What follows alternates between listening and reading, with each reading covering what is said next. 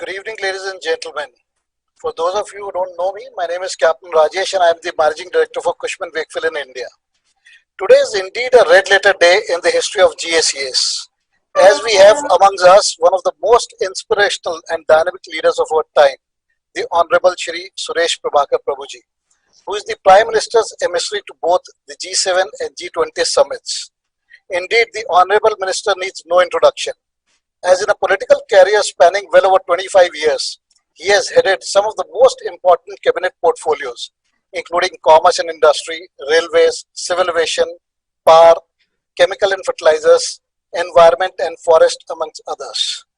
He is known for his out-of-box thinking, and his delivery record has been credited with leading the much-needed reforms and bringing about a transformation in each and every ministry headed by him.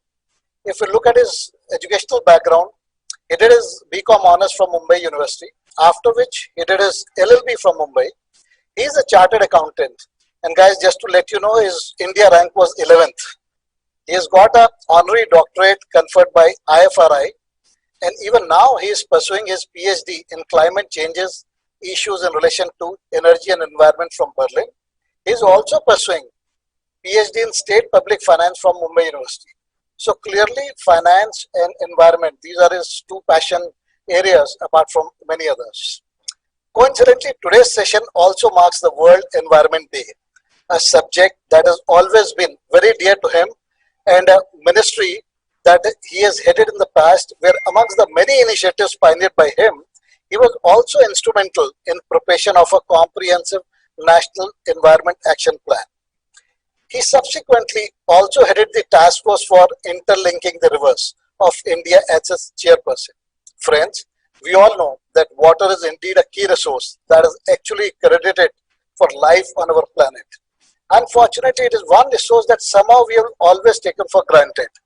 I hope you know that 18% of world population is in India and only 4% of world water resources are in India. All civilization in the history, if we really look at it, have sprung up on riverbanks. And indeed, civilization in the history have also lost as the water resources we always took for granted dwindle. In India, we are indeed blessed with quite a few major river basins, and these rivers are indeed the lifeline of our country.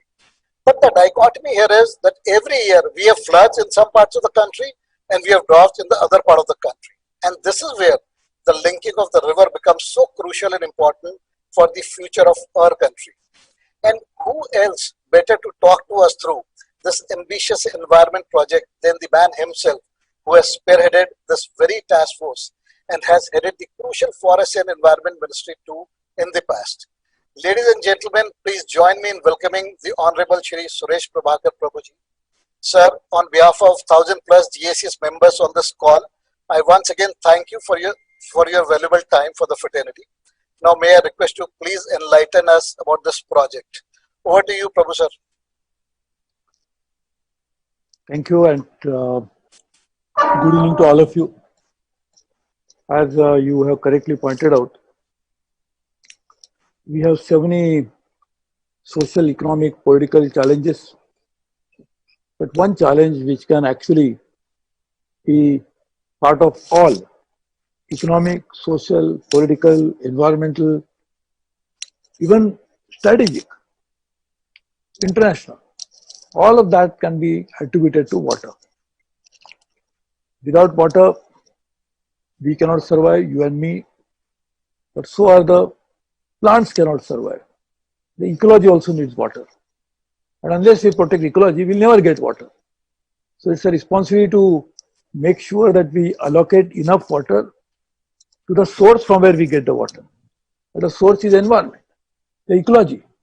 Most of the best water sources, the fresh water sources, the clean water that comes to us comes from the forest. And therefore, protecting forest becomes important.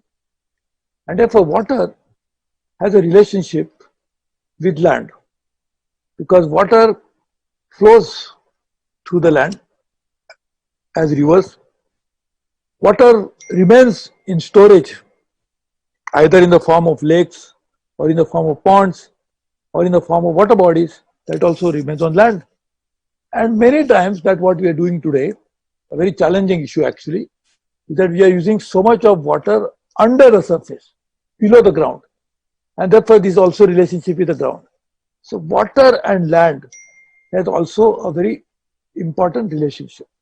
So when we deal with water, we have to deal with many, many aspects of that, because water has many characteristics, many interesting issues, and therefore we have to deal with water in a very comprehensive manner. In 2002, then Prime Minister Atal Bihari Vajpayee asked me to take care of this important project called Interlink of Rivers. Our then Deputy Prime Minister L.K. Advani ji was supposed to be heading this task force. Parallelly, there was a Supreme Court which was monitoring this project. And also, our then President, Dr. Abdul Kalam, had made a public appeal that this project should be taken up. So in this backdrop, I was asked to take responsibility for this. And there was hardly anything, there was some broad framework, but a lot of work had to be done. And what the most important aspect of that work was, how do you get everybody agree to this? Take everybody's concerns on board. Do not marry in haste, so that we should not undertake a project like this without understanding the costs of it. And one of the big costs will be social costs, environmental costs. And therefore, what I did was, I started having number of meetings across the country. I had 5,000 meetings talking about this project, sometimes even small numbers or sometimes large numbers. In Assam, there was a lot of opposition. So I went to Assam and we had a large number of people whom I met. There were some public meetings.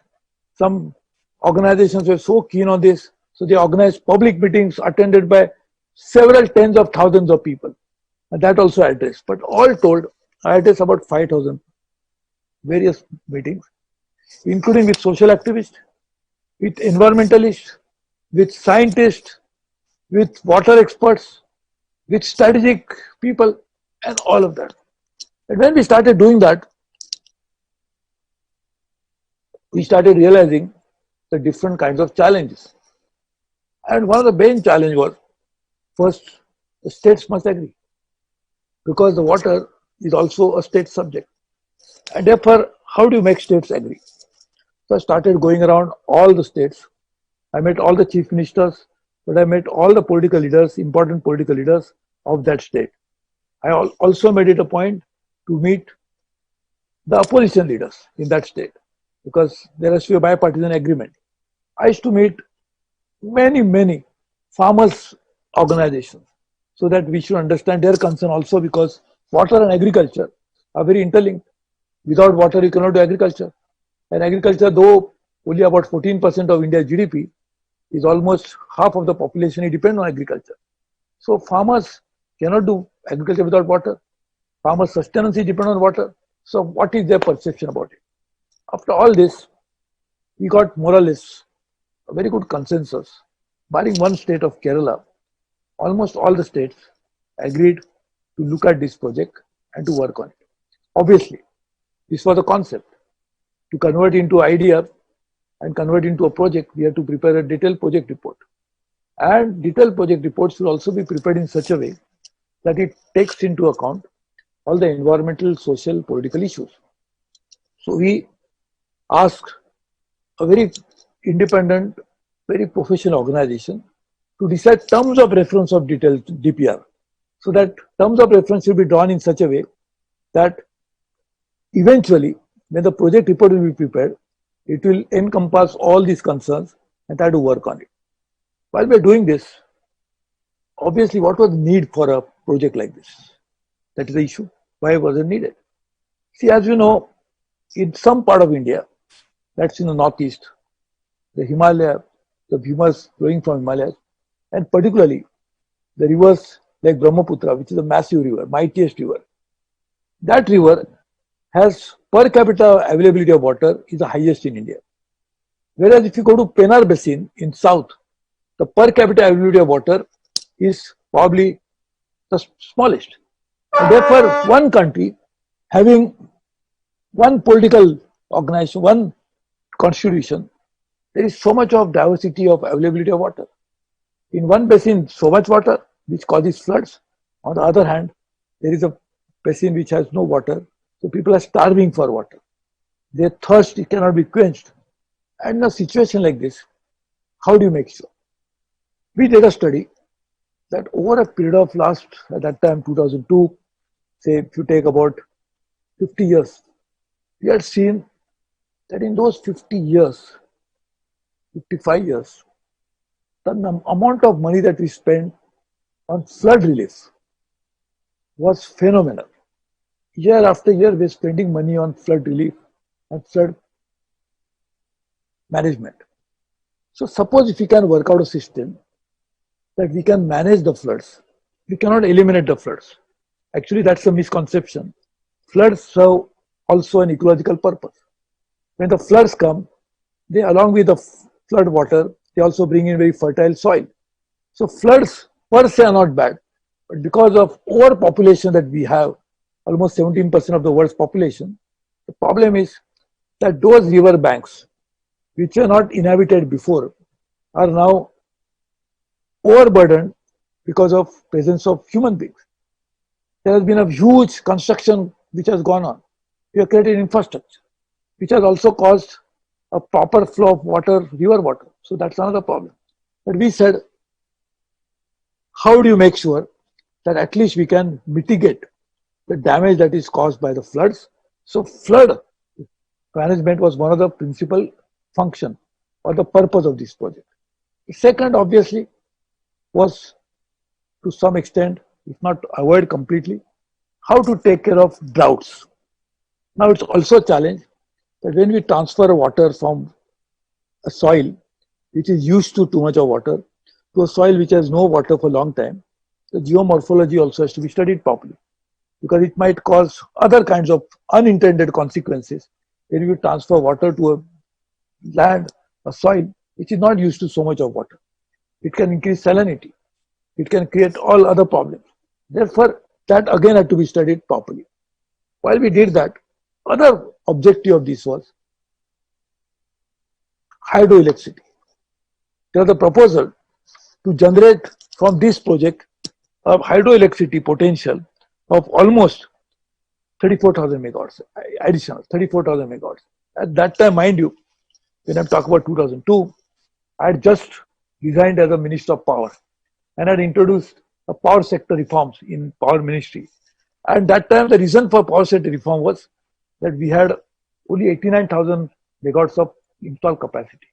Today, it is more than 350,000 megawatts thanks to One Electricity Act. But that time, there was another problem. The hydrothermal mix was a big problem because we need a proper grid purposes, stability purposes, hydrothermal mix in some form. 60-40 is ideal, but at least some measures are necessary. But we had completely gone off track because we used to only add thermal. As a result of that, there was also a problem. So this 34,000 megawatts of additional hydroelectricity will also help in some way. There's also another important element of this project was 35 million hectares of additional incremental irrigation potential. As you know, India has huge irrigation potential, but still a large part of India's agriculture is rain-fed. So one of the challenges that is going to come in the next few years' time is the effect of climate change on agriculture. And therefore, if you can develop a agriculture base which is free from the challenges that we are facing. So therefore, this was another issue. So we said we'll work on how to make incremental irrigation. So flood relief, drought mitigation to some extent, irrigation, also hydroelectricity, and water navigation. As you know, the navigation is one of the important elements of water. In fact, good part of India, which is landlocked, and the rivers flowing there, it is also possible that with proper structuring, we can make sure that that part can become navigable. From Ganges, Ganga, from Brahmaputra, we can have a proper system which can transport goods and passengers, can also be the source of big tourism. That was another objective. Because if we have a proper system, the tourism can go there, the fisheries can increase. Because our problem is many of the rivers have become, they don't have a minimum flow. As you know, the rivers have the ability to clean themselves. Like you have seen today's lockdown, the rivers have become far better. The water has become cleaner. Why? Because river can clean itself. Nature has created that system. But because we do not allow the river to flow, it cannot clean. So there has to be a minimum flow of water in the river. If it doesn't happen, then it can cause so many unintended consequences, adverse consequences on environment, on ecology, on marine biology, on marine diversity, biodiversity, marine biodiversity. So we should work on properly on the minimum flow of rivers. And to do that, this was one of the other objective of this. While we do all this, I said we achieved political consensus. But I was concerned as a Minister of Environment and Forest, which I was there before I took up this project, 4 years before that. So I talked to Ministry of Environment and Forest, and I said, let us do a very detailed environment impact assessment study. How to make sure that we can probably solve all these problems which I mentioned, drought, flood, irrigation, power generation, without causing environmental damage. One of the big issue was, if water gets submerged into the forest, the wildlife will be gone. And the wildlife is so precious for us that actually, because there is animals in wild, we can survive outside of the wild. There is a direct relationship at a tiger as an apex food chain. If he doesn't survive in the wild, probably that is a signal for us that food chain is collapsing, which eventually will affect us also. And therefore, how do you make sure that we do not affect forest, we do not affect the habitat? And today, even today, the problem is that this pandemic, one of the reasons could be that loss of habitat for animal might have caused a virus escaping from animal and entering the humans, which has now caused havoc all over the world. So just imagine if we lose more habitat, what will be the consequences? So we said we'll work on this.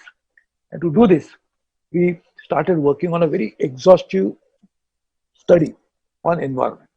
For example, as I said, if the water goes from one place to another, it has consequences on land and soil. But it could also have consequences if you mix the water from one river to another. What will be the effect of the aquatic life? What happens to them? What will be the effect of that? So all of those studies had to be made. Also, different kind of studies, almost 2,000 points I had prepared, on which I had asked the experts, including Miri and Terry and many others, to look at various aspects of that to be studied properly. I had called a meeting of all the scientists. I'm not saying all, but all discipline scientists, not all the scientists, but scientists from all disciplines, to come and discuss with me exhaustively about what all studies we should carry out before we come to the conclusion as to the efficacy and the importance of this project. So we did all that. Then was a question of financing. How do you finance a project of this kind? So we had set up a group under the then chairman of ICICI, Mr. K.V. Kamath, to find out how we can finance this project. We had set up a group under Dr. Kasturi Rangan, who was the chairman of ISRO, to use geospatial technologies. I must put on record my sincere thanks to, of course, Mr. Vajpayee ji and Advani ji, but also George Fernandez, who was then a Raksha Mantri. I went to him and told him that I want to find out where all the rivers originate. And then we came to the conclusion we don't have maps properly. And the maps were the full domain of the army. But George Fernandez as Raksha Mantri directed them that why it is so secret about it. Now you can see it from satellite. Why not we look into this?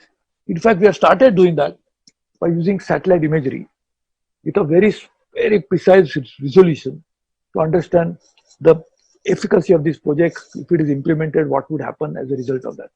So we are using high-end technology, different kinds of environmental impact assessment, all of that was carried out with the purpose that while we solve the problem of drought, while we deal with floods, while we irrigate more land, while we bring more prosperity to the farmers, while we give more drinking water to the people in the area where there is no water available, while we do all this and we do navigation, we should not cause unintended damage to the ecology, environment, and also cause some social distress. For example, people should not be immediately uprooted.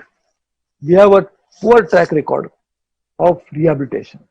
So I said we'll create a special purpose vehicle which will be run by NGOs, those who are concerned about the people. So those people which are going to be have to be rehabilitated, for example, the same representatives from the same people will also be on the running of this organization so that they can see for themselves how the rehabilitation happens. And the complete cost of rehabilitation, as is assessed by independent authority like court, would be first deposited with that special purpose vehicle.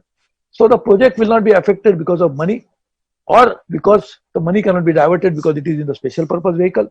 At the same time, the people themselves who are affected will also be running it. Therefore, they will be taking care of it. So this was a very elaborate arrangement taken into account for all aspects related. I submitted 2 reports to the Honorable Supreme Court because, as I said, they were monitoring the project. And Honorable Supreme Court also had expressed that time they are happy with the kind of work that we had done in a record time. We did not seek any extension. We completed it. One of the things that I figured out at that time, there were 13 different ministries, 13, all departments of the ministries, if not the ministries, were dealing with same issue of water. So I submitted a letter to then Prime Minister Vajpayee. Why not we create one integrated water ministry?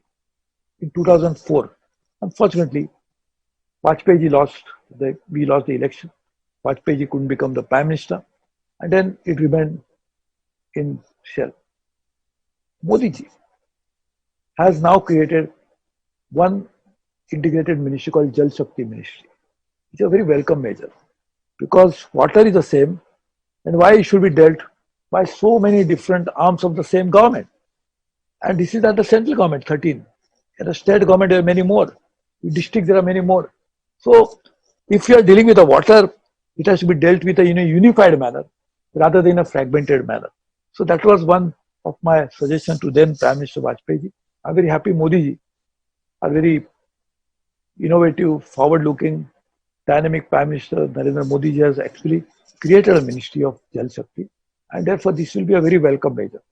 Now, I will stop here because I know the time. Also, my throat is kind of speaking all the time. I have done almost 200 different kinds of events on 54 completely different subjects. So my voice has just gone. So I'll stop here. And as it is, I have to go for another program at 6:30. So maybe 1 or 2 questions if you ask me, I'll be happy to answer. Thank you very much. Sure, sir. Thank you so much. First of all, this is really enlightening, and seriously, even I never thought in terms of water, what we can look at. So the way you explained it, it's not water what we see as a water only as a drinking resource, which is one of the necessity in life, right from irrigation, power, fishery, tourism. There are so many aspects to that. So I think that's really great. So there are obviously so many questions coming in. I'll not get into a subject specific question. A very interesting question came in, sir. And this has come from, coincidentally, we have someone logged in from Singapore also. He's an Indian. He's part of our fraternity. He's basically saying that with so many things going on, you are still pursuing your education. Like, how do you really balance these things? Because you have been representing India in these forums also, and with that, you are still carrying on with your studies. Is there anything in your mind which you really want to achieve, or it's just a passion?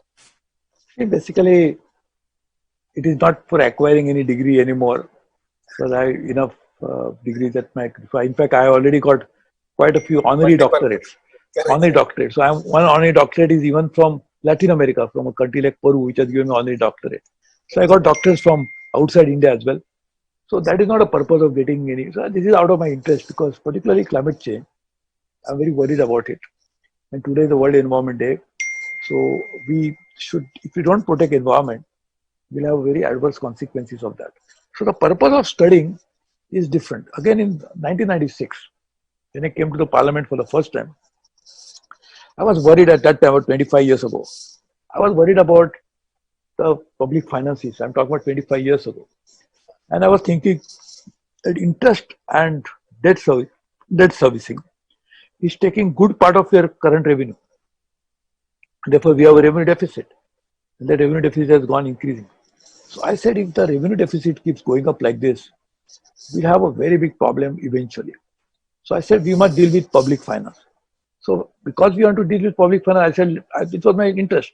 So so many economists, I used to talk to them, discuss with them. One of my economists, he told me, why don't you do a PhD on this? Because you know so much about it. That's why I joined a university to do my PhD. So this is out of, you can say, first intrinsic interest, but also applied interest. Because I could use the knowledge of public finances in my member of parliament duties. That time I was in opposition. And also environment has been my passion. I've been on so many global organizations dealing with environment. On water, I was with so many global organizations. Even today, the World Economic Forum, WEF, was the conference in Davos. I'm also on the body for water. I should be on the Global Water Partnership, Stockholm. I should be the chairman for South Asia. I was dealing with so many. And then I had started a dialogue of 10 countries to deal with water on Himalayan countries. So that obviously includes right from China, India, Pakistan, Nepal, Bhutan, Bangladesh, Afghanistan, all these countries. The other countries, we have a common water body that is coming from Himalayas. And the Himalaya is a water tower of the world. It gives water not only to the South Asia, but also to Southeast Asia with the Mekong River. So if water tower collapses, what happens to all of us?